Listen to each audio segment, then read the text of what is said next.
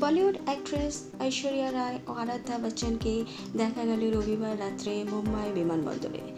যদিও বা এবারে অভিষেক বচ্চন তাদের সঙ্গে দেখা যায়নি। শুক্রবার ও শনিবার পরপর দুদিন আম্বানিদের বিয়ের অনুষ্ঠানে উপস্থিত ছিলেন ঐশ্বরিয়া রায় বচ্চন আর আরাধ্যা বচ্চন, তবে রিসেপশনে তারা আসেনি। সেদিন অর্থাৎ রবিবার রাতেই তাদের দেখা গিয়েছিল মুম্বাই বিমানবন্দরে। তারা ক্যামেরাবন্দি হয়েছিলেন।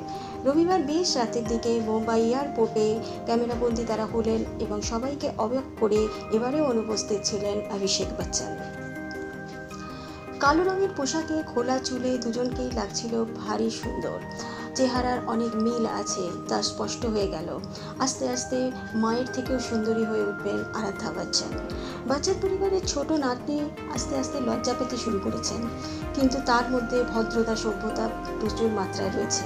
কোনো রকম তার মধ্যে অ্যাটিটিউড নেই, যা তার ঠাকুমা জয়া বচ্চনের মধ্যে আমরা লক্ষ্য করে থাকি।